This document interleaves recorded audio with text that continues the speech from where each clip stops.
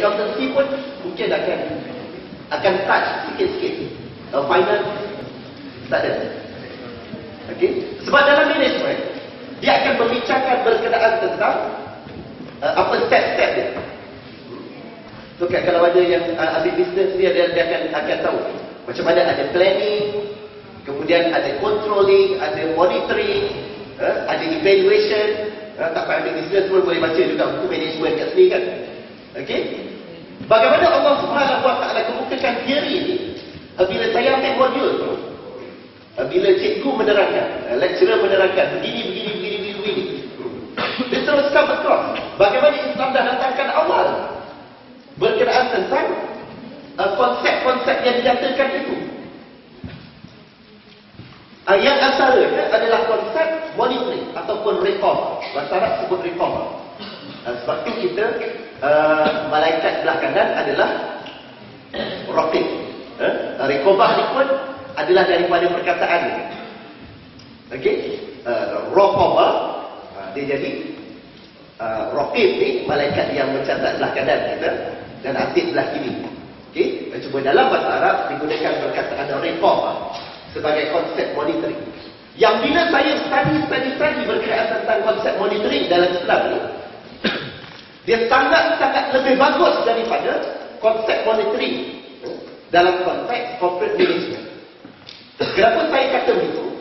Ada yang dah bekerja, ada pengalaman bekerja ke? Jadi cleaner? Ada. Kalau cleaner ke jadi supervisor? Okey, katalah jadi cleaner. Okey, jadi cleaner, kita akan report kepada supervisor, betul? Kalau kita sebagai seorang eksekutif biasa, kita akan report kepada manager, line manager, team manager ke whatever lah, sampai ke peringkat senior manager dan seumpamanya. Kalau doktor, dia akan report kepada junior doktor. Ini saya tak tahu, so kena tanya. Dia report kepada, tak report pada siapa? Takkan lah. Bukan dia report pada konsultan ke tak? Ke tak tadi? Okey, sama dia dikasih sekian. Ini yang dipanggil sebagai chain of reporting. Okey, chain of reporting daripada seorang yang bekerja di peringkat nak kata low level bukanlah sebab dia rendah, tapi di peringkat yang bawah ke peringkat yang atas. Dia akan report kepada manager dia, supervisor dia dan seumpamanya.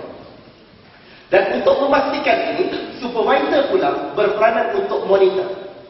But supervisor ataupun manager ataupun kalau cikgu besar, guru besar. Okey, guru besar ataupun pengetua, pengetua ni still manusia.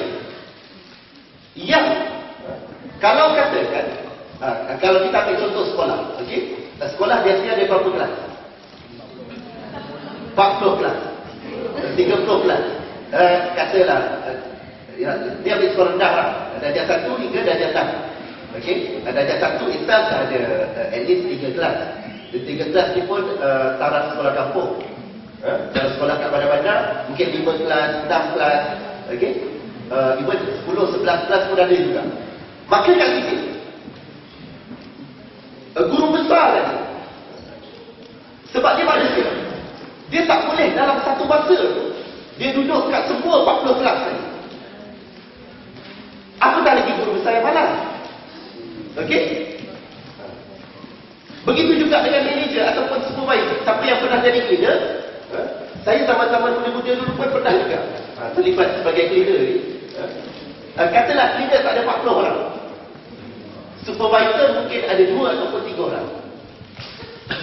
So proses monitoring itu berlaku, tetapi proses monitoring itu adalah berkadar dengan kemampuan manusia, sehingga berlaku insiden-insiden bagaimana yang dimonitor ni tadi, mereka yang bertanggungjawab sebagai leader, sebagai eksekutif biasa, ada ruang untuk curi tulang, ada ruang untuk curi-curi balik awal, ada ruang juga untuk buat malam-malam ataupun kalau seorang supervisor ataupun seorang manager, staff ada 10, ada 20, dia tak boleh nak kontrol. Tengok seorang-seorang tu tak tidur. Macam ceramah ni lah. Kalau katakan saya berhadapan dengan audiens yang dikatakan dekat 200. Okey? So saya tak mampu untuk kontrol. Nak kontrol satu line pun kadang-kadang gagal. Apatah lagi untuk kontrol seluruh audiens, untuk memastikan dia tak tidur ataupun curi-curi tidur. Tapi dalam Islam, Allah Subhanahu Wa Taala sediakan satu sistem monitoring yang sangat mudah. Clear cut, tak perlu jawatan, tapi riqabah daripada Allah Subhanahu Wa Taala. Yang sekaligus bagi seorang muslim, bila dia jadi leader, dia bukan setakat bertanggungjawab kepada supervisornya semata-mata. Dia bukan setakat bertanggungjawab kepada manager, bukan setakat bertanggungjawab kepada domestic manager.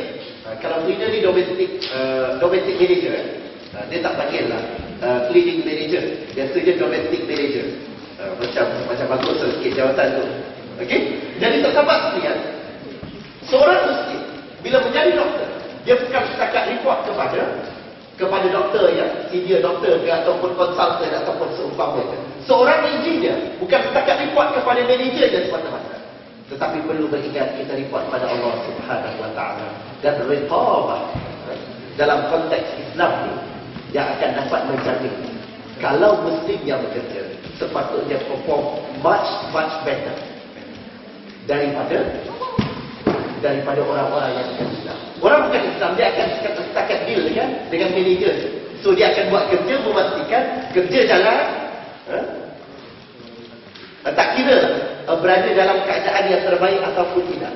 Tapi bila kita dengan Allah Subhanahu Wa Taala, takkanlah kalau depan pengetua ataupun guru besar tadi, kita akan bermati-matian untuk tapi zaman sekarang ni tak juga. Budak-budak zaman sekarang ni biasa je kurang ajar depan guru besar kan. Tapi bukan sahabat sekalian lah. Maknanya kat situ, kita kalau berhadapan dengan parents, kalau berhadapan dengan manusia, kalau berhadapan dengan manager, terutamanya dalam bidang pekerjaan, kadang-kadang walaupun kita mengumpatlah 200 km sejam terhadap manager kita, tak puas hati. Tak puas hati dengan gaji, tak puas hati dengan dia punya attitude, tak puas hati ni. Tapi kat depan dia, jarang-jarang berlaku ada yang berani untuk menyatakan kebenaran. Okey? Ciri-ciri umpatan yang dinyatakan itu tadi, tak ada yang berani. Dengan sebab takut dibuang kerja. Betul? Ini bila kita deal dengan manusia.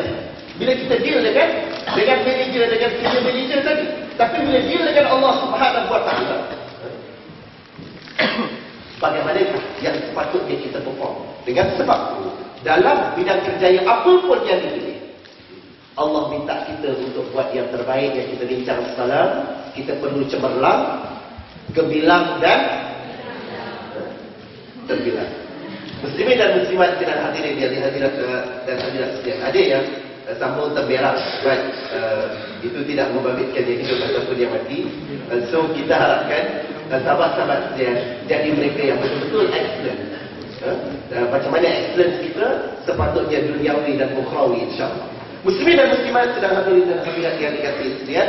Dan yang seterusnya daripada ayat ini, bagaimana Allah sebut juga, Allah sebut fasayarallahu amalakum wa rasuluhu wal mu'minun.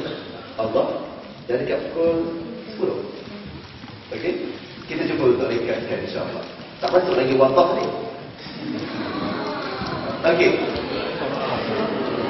yang seterusnya adalah reward. Dalam Islam, semua benda, sekecil-kecil perkara sampailah sebesar-besar perkara. Daripada makan biskut, bagi biskut dan jatuhkan biskut juga, Allah kira. Dan ada reward.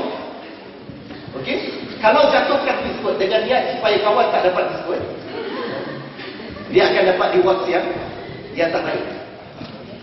Kalau jatuhkan biskut untuk menyedarkan kawan yang tengah tidur, maka ada kemungkinan dia mendapat satu balasan yang baik. Okey, itu daripada sekecil-kecil perkara.